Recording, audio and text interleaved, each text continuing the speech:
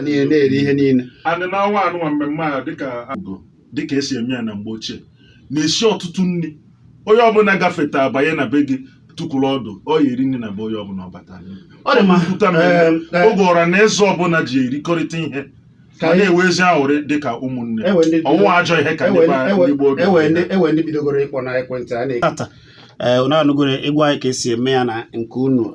anyị wanọkwa na Solid FM na-eme nke anyị n'oge na-adịghị na-akụchọ nkwado unu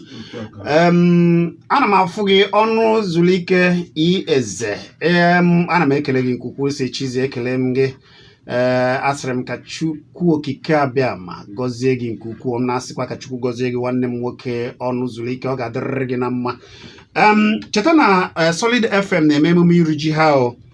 anyị na-eme emume iri ji anyị kpọmkwam na mkpụrụ ụbọchị 15 ọnwa nke iri ya bụ ọnwa ọzọ na-abịa abịa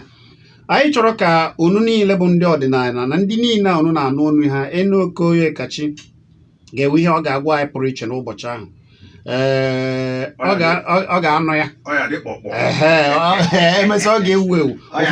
ụfọdụ ajụjụ unu na-achọgasị ịjụ unu ga-ajụ ya n'ụbọchị ahụ ọ bụ na mkpụrụ ụbọchị 15 ọnwa iri afọ 2022 ka anyị eme ya na Solid FM ndị chọrọ kwere nkwa dị iche iche ọ bụ ndị aka na-achọ ma efi a ga-eji wee megara ibe niile ndị na-atụ nkwụ enu nke ọ bụla ị na-eme na ma ọ bụ ndị chọrọkwa ịbịa rie oriri akara ekwentị anyị bụ ị ga-eji zite ozi gị ma ọ bụ ịbịa na 10B Savage Crescent na GRA Enugu bịa gwa anyị ka anyị ga-esi kwado anyị gwakwanụ ka anyị ga-esi kwado nke gị akara ekwentị ị ga-akpọ maka izite ozi gị ma ọ bụ ozi ga-eziziri ruo anyị aka bụ ịkpọ onye echi na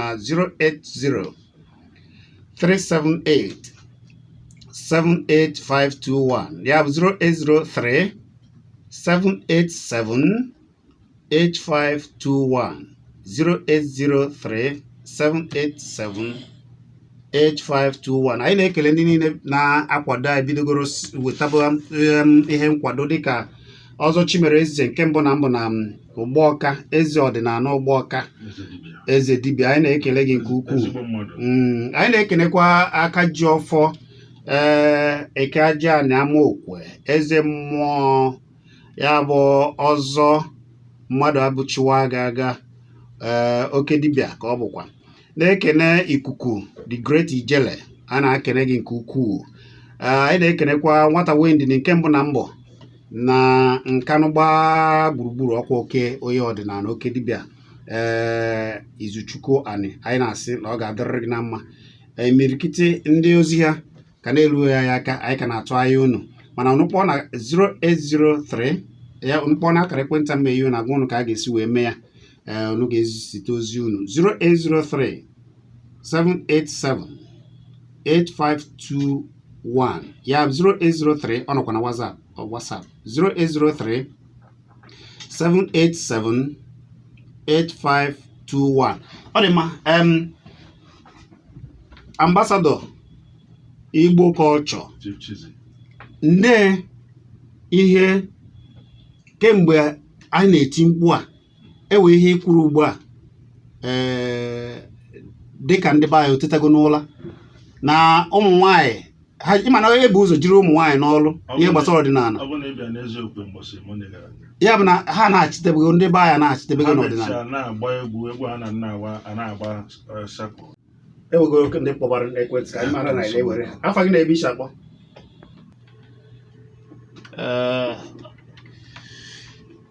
iri ji maka iri ji anyị na gịnị mere mgbe iwetakwa ya n'oge ka ama ka a ga-eji hazi ya maka ndị ga-eri ya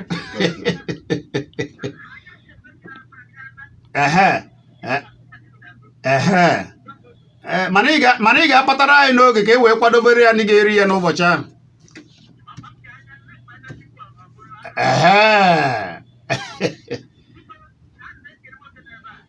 Enoke a na-ekele gị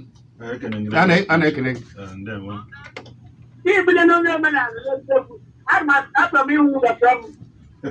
ọ sị na ya chọrọ ịhụ gị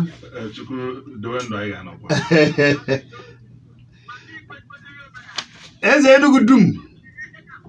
kedu maka ndị aka ma ngwo ịmara ọ ya na-agụ a na aka ma ngwo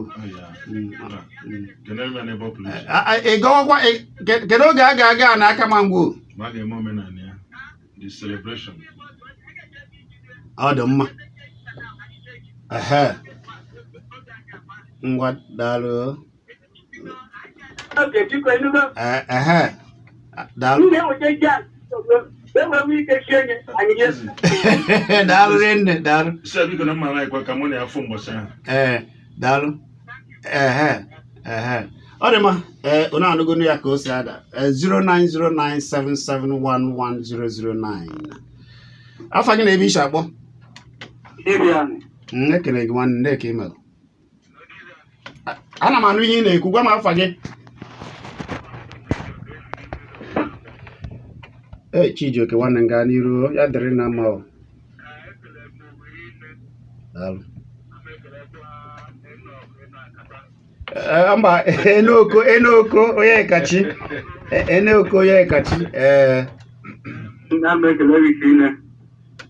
ọ na-ekele gị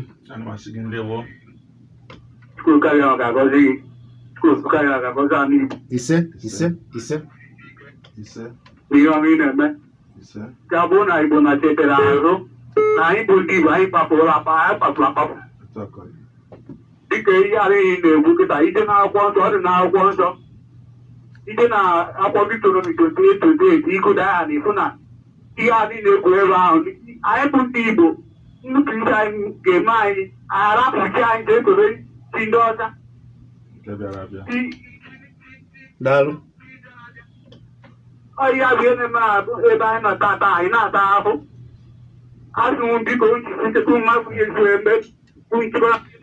Ị na-abịakwara anyị emume iri ji na Solid FM? Ana m anụ ozie m na-ayọ Chukwu na-edu anyị ga-eme.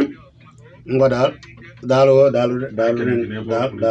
dịka ọ na-ekwu na Deuteronomy ya akwụkwọ nsọ na 13 ọ sị unu efe na chi ahụ ndị nna nna unu ochie na-amaghị maka ha. Ọ so n'iwu nke a na-agwa umezugo. Do not worship any god unknown to your ancestors. Amaghịkwa m ka ndị a na-agụ Baịbụl na-agụta. Agaghị akọwara ha nke ahụ. Chineke na-agwa umezugo na-enye Moses ndụmọdụ. Ọ sị unu efe na chi ahụ ndị nna nna unu ochie na-amaghị maka ha. Jee na Deuteronomy 13. Afa gị na-ebe iche akpọ? Nke ka email ndị afa gị na-ebe iche akpọ? Ịchọ ọwa oriri a nagasị n'ala Igbo ori ọgụgụ iyi afa gị?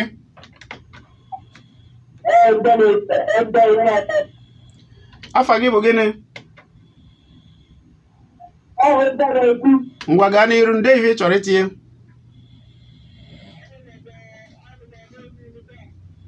Daalụ.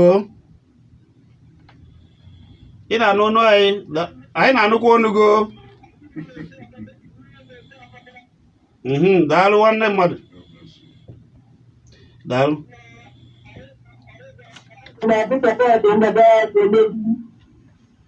Ọ dị mma, anyị ga na-atụ anya gị.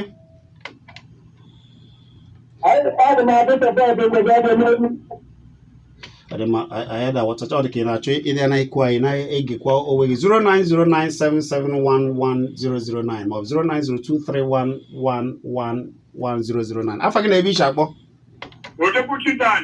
Ọkwa igwe nwa okike ọ dị nwata na nne ya brrrr ka ego ochie ada anyị dị ọyị o anyị na-akwadobe emume iri ji na Solid FM. Ịma ndị panya ghọta ha bụ na ama mma ya si na ozuzu ka ọ bụ anyị kọwa amaghị ife onye ọbụla nation ọbụla Chineke kere nwere ka a si eme omume enwere ka a si eme omenala ha onye ha bụkara omenala nke Chineke kenye nke ji mara ya onye bụkwa na egwu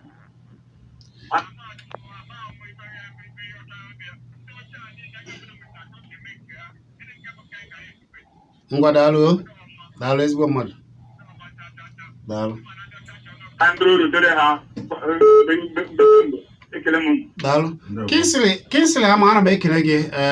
uhuruchi ọma Chiziani iji bekee wee dee ikike mana ihe niile ị na-ekwu bụ na ị na-esi ọzala Igbo etiti wee na-ekiri anyị n'Enugu ọ ga-adịrịrị gị na mma Kingsley mana ị ga-agwa ihe Kingsley ahụ pụtara na nchịkọta okwu gị na ndị a ga-enye ekene na ka a ga-esi onye chọrọ ịjụ gị ajụjụ ka ọ ga-esi wee jụọ gị ajụjụ ka anyị pịachie ya n'oge na asịsa anyị kwarapụ ndị isi ojii ndị ọzọ amasị aka ha onye kwuru egwu si na mara ndị ka ihe ndị gara aga dịka ndụ ọkwa ihe akụ n'egwu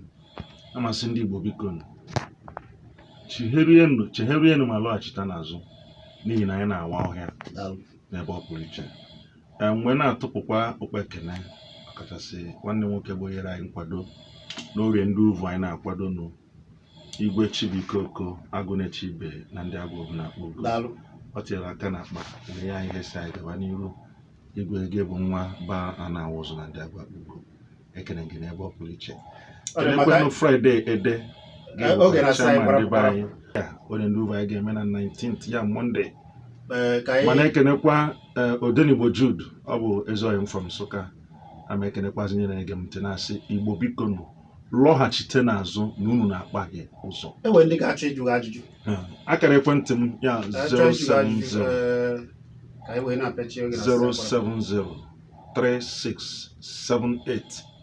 07036780113 ọ ga-amasị m na ọ bụ na WhatsApp ọ dị mma akara ekwentị unu ga-akpọ bụ 08037878521 08037878521 ihe niile anyị kwuru ebe a bụ echiche ndị kwuru ya ka ọ dị maka anyị na-ekwu ọba eche nke anyị na Solid FM ihe a na-achọ bụ ka ọ dị maka ọ dịrị anyị na ama nke anyị bụ nke anyị nke ha bụrụ nke ha jekiribezi anyị na Kpakpando TV na Facebook ma ọ bụ Kpakpando African TV na YouTube ma ọ Kpakpando TV na YouTube kwa ma na Facebook chọọ m